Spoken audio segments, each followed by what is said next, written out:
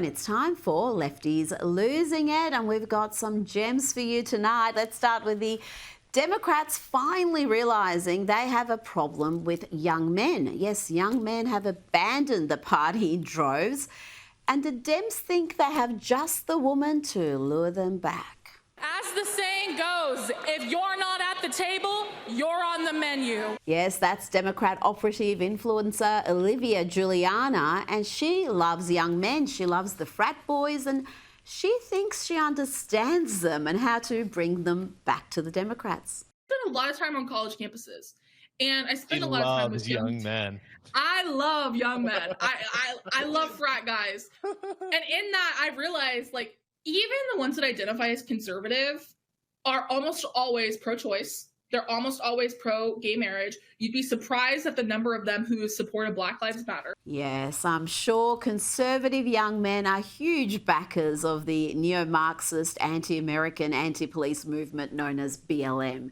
And I'm sure this will see them return to the Democrats in huge numbers. I'm angry that the ocean is on fire in 3 different places, and we have billionaires who are racing to see who can get to space faster. The same billionaires who don't pay their workers fairly, the same billionaires who don't pay their fair share in taxes. Yeah, that ain't gonna work.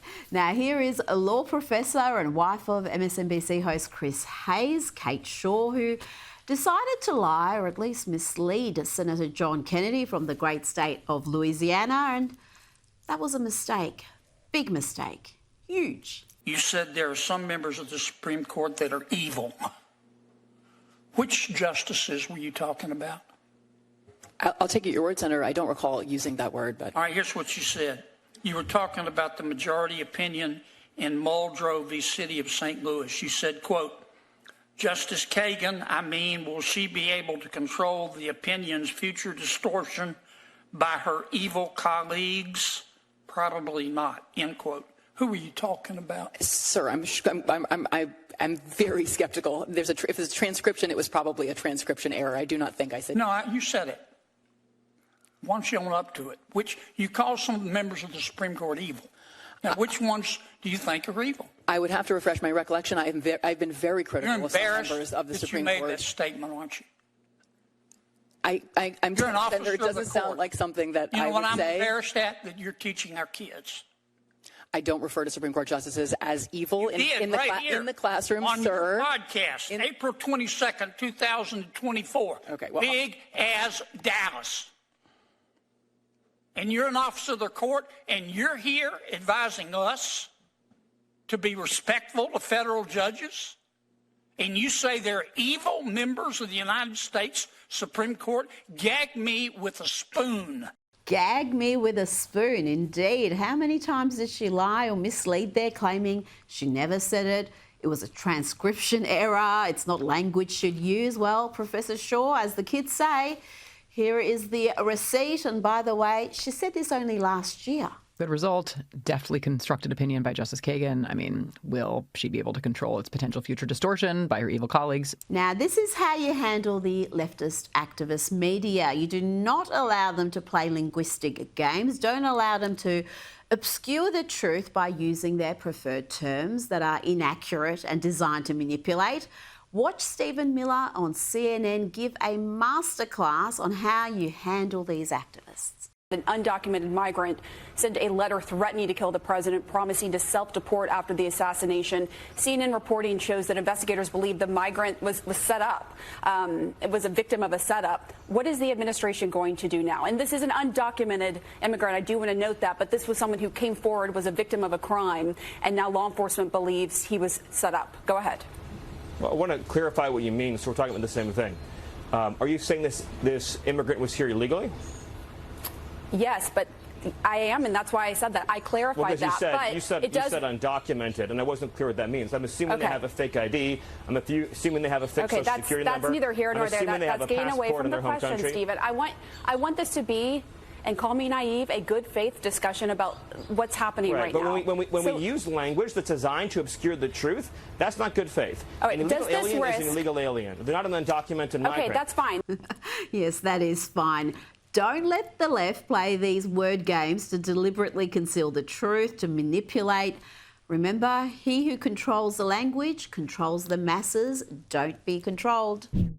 And the lawfare with the Democrats has never stopped. It didn't ultimately work in stopping President Donald Trump from being re-elected, but now that he is in power, the Democrats are again using and misusing the courts and Democrat-appointed judges to undermine the president's power and to usurp the will of the American people. Here is Democrat Rep. Laura Friedman explaining it all. Every single week, we have a litigation working group where a large group of us, and I'm talking there's maybe 75 members of the House, sit down every single week with the AGs to talk about legal strategy. This is all going on every single week behind the scenes. It is nonstop talk, nonstop introduction of bills and legislation. Joining me now is Newsweek's senior editor-at-large and Article 3 Project Senior Counsel Josh Hammer. Josh, you coined the term judicial insurrection, and we see examples of it almost on a weekly basis. Yeah, the Democrats, Rita, apparently are not content to throw out hundreds and hundreds of years of precedents about not prosecuting your political enemies, at least in these United States. Who knows where they will stop at this point there? But, you know, we frankly have not taken a full societal reckoning here in the United States of exactly what the Democratic Party and what the Democrat lawfare complex, as I've called it, as to what exactly they have put us through for the past few years. Thank goodness, Rita. Thank goodness for so many reasons Donald Trump defeated Kamala Harris in the 2024 election. But among those reasons that we should be grateful that he won is that in the alternative hypothetical universe, if he had lost that election, there is a very, very, very real chance that he would not only not be sitting at the White House right now, he would actually be in jail. That was literally the stakes. I mean, when Americans went to vote there in November, they were actually voting on that. I don't know when Democrats are going to give this up. Sometimes, Rita, I think, what is it actually going to take this party to stop harping about these 80-20 issues on the wrong side there? What percentage of the American people actually support this, as opposed to focusing on, oh, I don't know, economic issues, bread and butter issues, pocketbook issues, immigration, crime, basic lifestyle issues? Democrats, that is the reason that your party's approval ratings and favorability ratings are in the freaking toilet right now. You want to get back in fair position. Stop focusing on this, focusing on what your voters actually care about. Well, so much of the trouble, the far left activism we see is well financed by various groups. And on that, let's have a look at this New Yorker fluff piece featuring Alex Soros, who the New Yorker describes as an investor and philanthropist, same way they described his father, billionaire George Soros. Here he is with a political operative and Hillary's BFF, Huma Abedin. Interesting image, Josh. What sort of influence is he exerting right now? Oh, Rita, he's one of the most powerful men, not just in America, you could argue in the world. I mean, he's the inheritor of the George Soros empire. I mean, he is the globalist of all globalists. So you're looking at the heir to the throne, Alex Soros, right there with Huma Abedin, Hillary Clinton's old pal there. I mean, this guy is funding all sorts of the very worst causes. Again, not just here in the United States, but in Europe, increasingly throughout the other countries of the Western Hemisphere, trying to sow the seeds of discord in Central America and South America there, the Middle East there. I mean, God knows what he wants to do when it comes to the issue of Israel and Hamas. This guy's money flows everywhere. He, at this point, Rita, is hands down one of the most dangerous men in the entire world there. And frankly, the fact that he ended up with an old Clinton hand, you know, Anthony Weiner's ex-wife, Huma Abedin there, it's really kind of just a cherry on the cake, I say.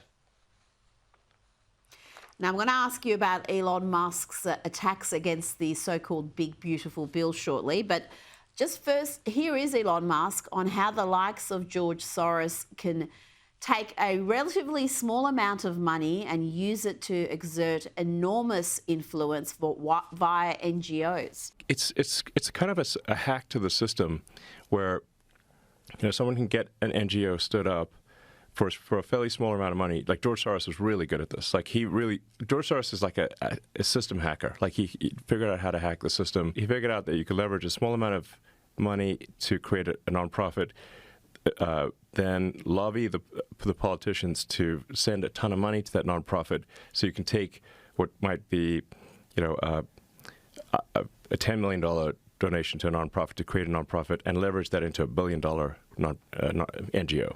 A nonprofit is a weird word. It's just a non-governmental organization. Josh, he went on to explain these NGOs often have fluffy, nice-sounding names, and every year the governments will write them a big fat check, so our taxes fund this activism.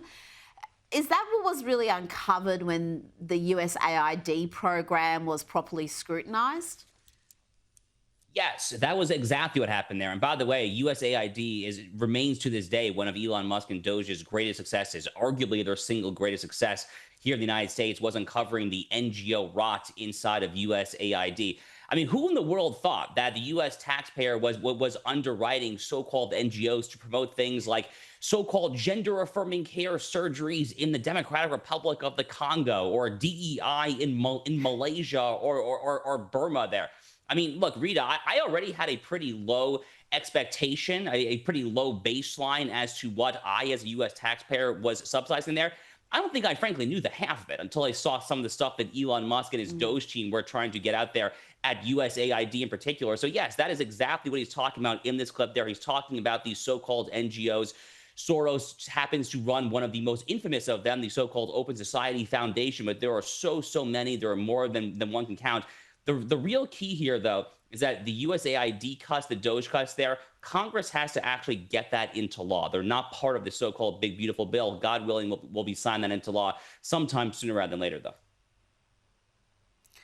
Well, Elon Musk has expressed his deep dissatisfaction with the big, beautiful bill, as Trump calls it. He posted, "This massive, outrageous, pork-filled congressional spending bill is a disgusting abomination. Shame on those who voted for it." House Speaker Mike Johnson called Musk's criticism disappointing. But are there Republicans, Josh? I know there's a couple who've spoken publicly against this bill, but are there more who are privately troubled by it as well?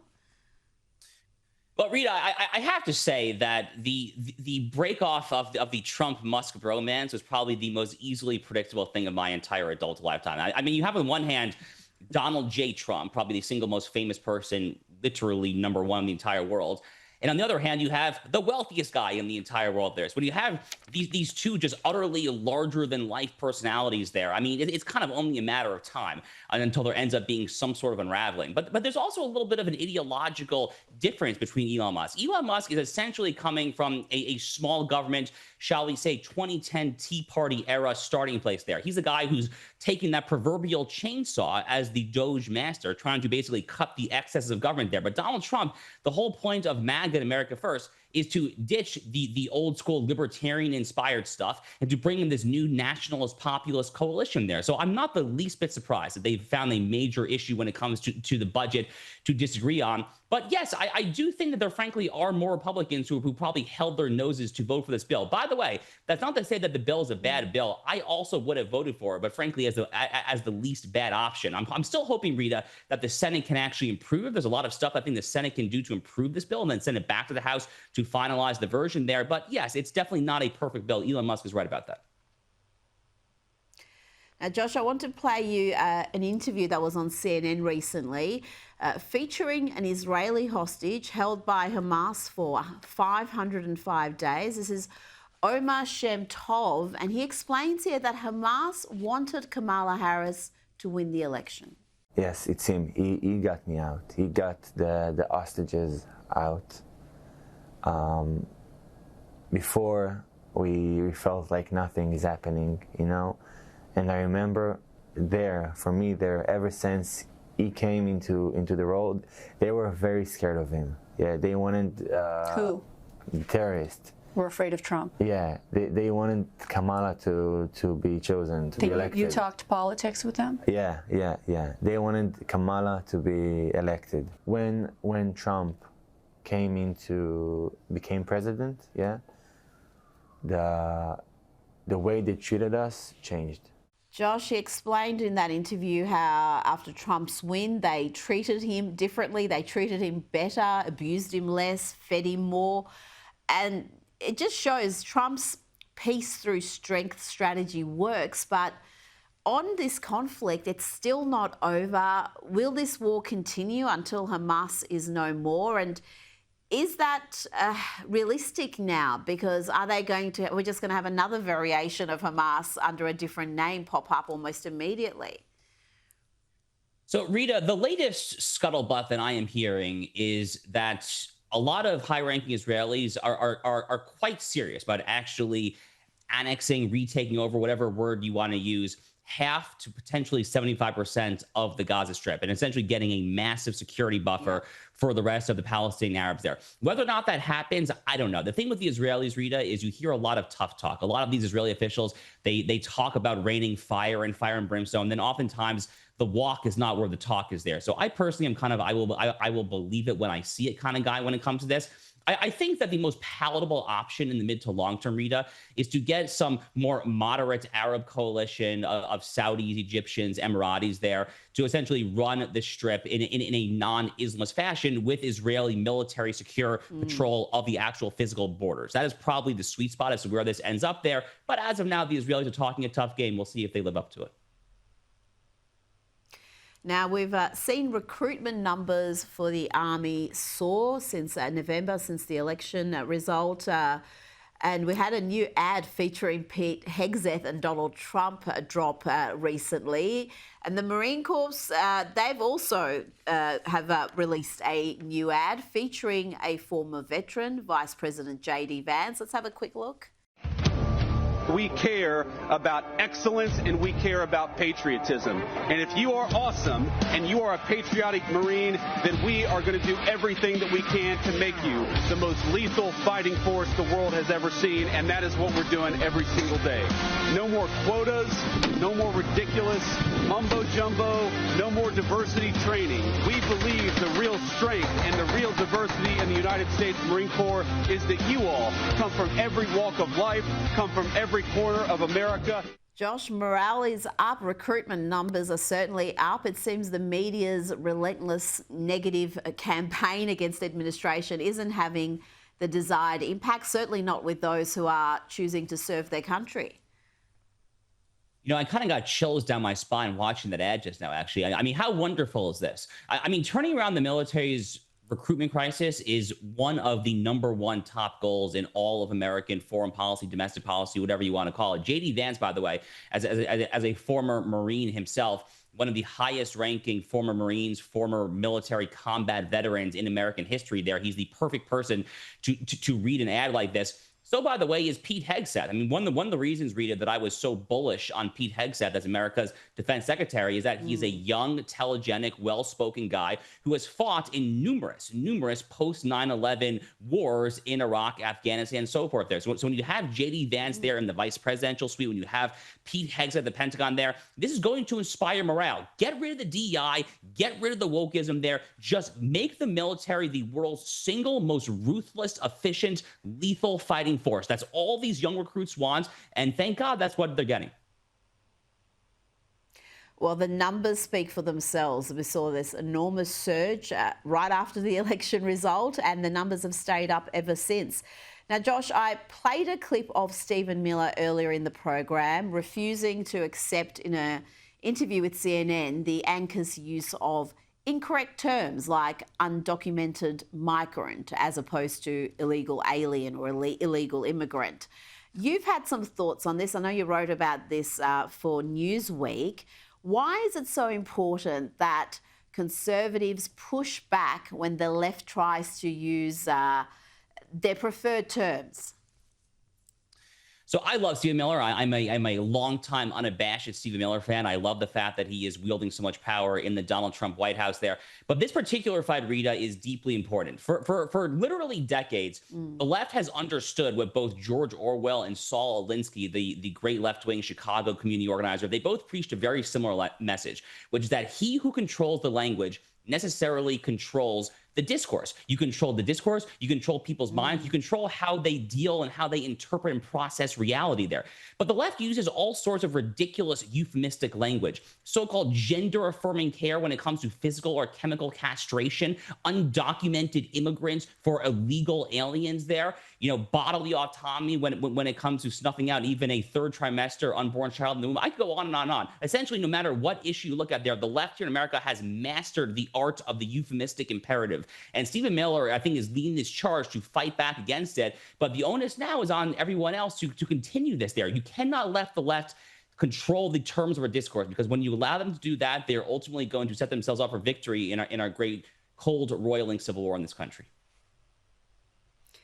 Absolutely. It is so important. You do not cede linguistic territory to the radical left. And I think Conservatives have been guilty of doing that for a long time. Josh Hammer, thank you so much for your time tonight.